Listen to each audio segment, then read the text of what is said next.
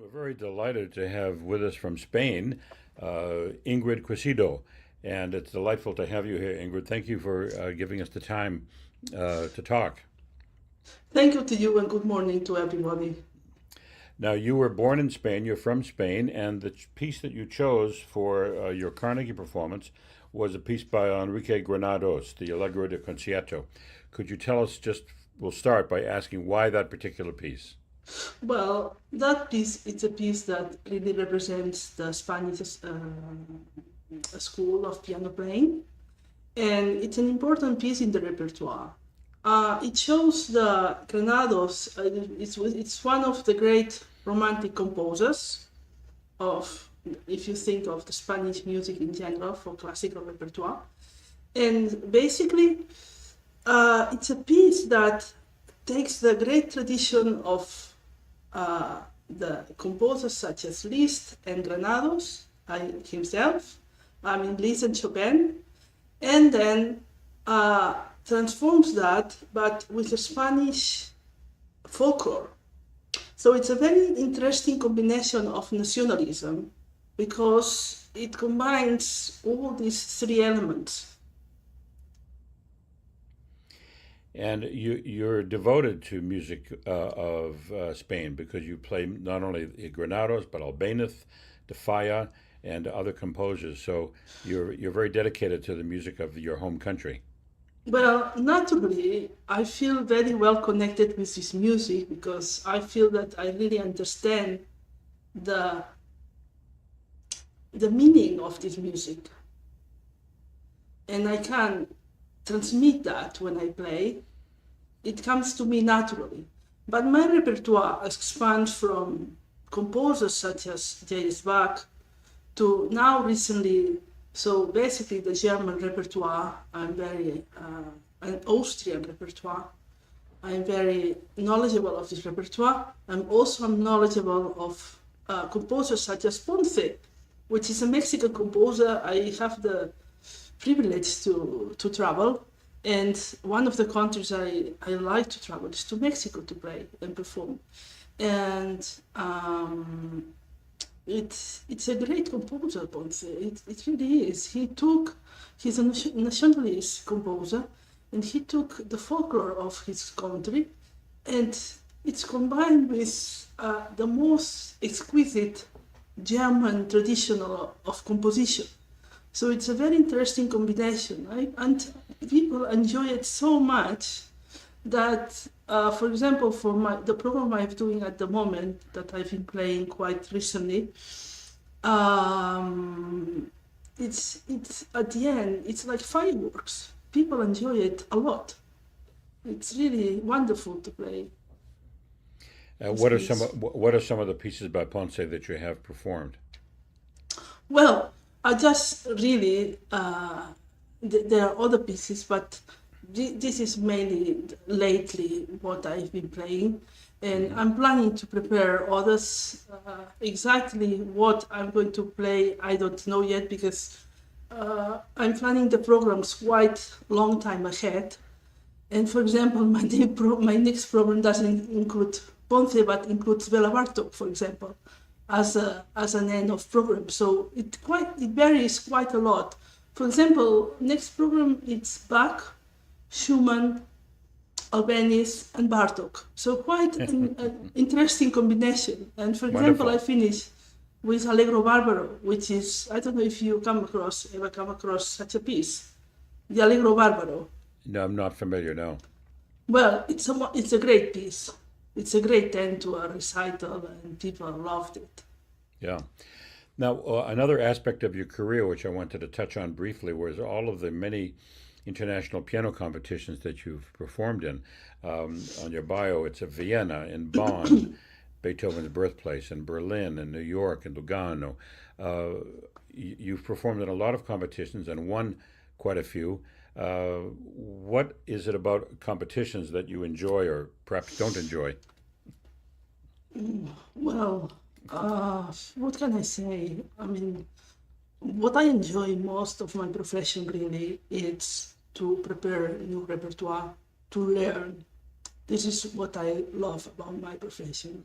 And we are in a craft, and we have to learn this craft very well. And that means experience. So I find that the experience of going to competition, it has given me a lot of experience, and also, of course, performing in many places. It has given me experience of my craft, of what works, what doesn't work. And if you look at the repertoire I presented, it was not exactly the most difficult repertoire, most difficult for piano players, but it was done in a way that everybody realized the skill.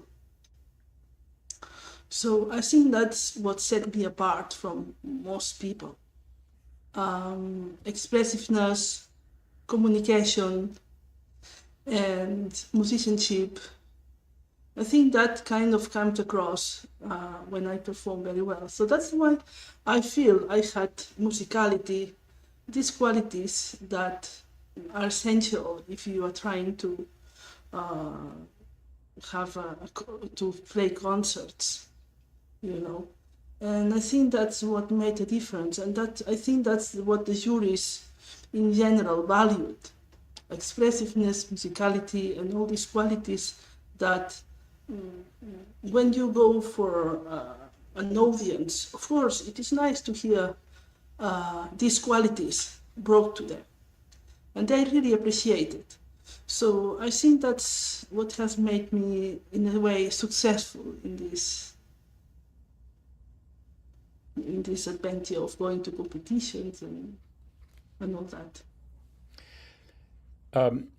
Does your love and feelings for the Spanish composers that you've performed, does that feeling in any way help you interpret the more classical repertoire when you're playing a Beethoven sonata or you're playing a Mozart sonata? Is there any cross fertilization there? Do you bring any of that to that? Well, think one thing. For example, you just mentioned Beethoven. Beethoven has a completely different approach to Albéniz, for instance. Why that? First of all, he had a different instrument on his hands. That's true. And this is very important. You have to get into the frame of how the composer was thinking. Very important for me to just look at the score and try to find out what he was thinking emotionally. I think, for example, in Beethoven, it's very important how he was feeling emotionally, because his music comes from the heart. It's somewhat very special. And in Albéniz, he had a completely different instrument. For example, it was not as developed as the modern piano because his dampers were a little bit shorter. So when you, for example, enter in something like pedaling, of course, it is different to pedal Albéniz than to pedal Beethoven. Beethoven, his dampers were even shorter. So you have to consider many things when you are playing Beethoven, when you are playing Albéniz, or you are playing Granados, because just that is one great difference of one and the other. And of course, you know, we are born with this music. We listen to all the European music. Of course, we hear other music. Now it's China educating a lot of young pianists, and having people like Lang as a main pianist. We get a lot of information of how to interpret. We are really spoiled, actually. And to think that, how can I say? Well, interpretation, it's a thing that it can vary a lot. So we are born in a tradition. I know. I was lucky enough for my teachers to pass to me their knowledge on how to interpret the German repertoire. And at the same time, I went to learn how to interpret the Spanish repertoire. What are the characteristics that make it? So I feel I know something about that, and I can share it with people. Right, right. Yeah, well, I'm very anxious to hear this performance of the Granados, and I'm going to look you up. Your music is available everywhere on Spotify and YouTube, I'm sure. So we'll have an opportunity to hear you anytime we want. That's very wonderful. Um, you did perform at a festival that was honoring Pope John Paul II in Uruguay.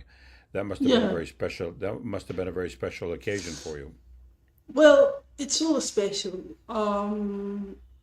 because it's, how can I say, it's a privilege in a way to perform in front of people, to share this, to be able to share music with other people.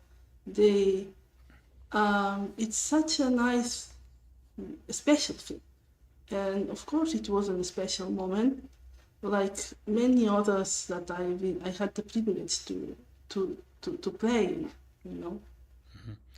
And just to wrap up, what are your future performances? Where will you be playing in 2025?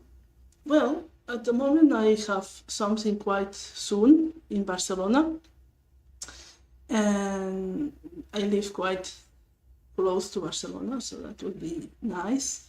Then I have something in my city with a singer. I'm accompanying a singer. Then I'm traveling to Mexico to give some performances, and so on and on. So it's music, it's my life, and what can I say? Uh, it's non-stop, hopefully, Right. until That's my right. health permits. That's right. Well, Ingrid, it's been very lovely to talk with you. I'm anxious to hear more of your performances, and we wish you the very best in 2025 and beyond. Thank you so much for having Thank me. you. Thank you, Ingrid.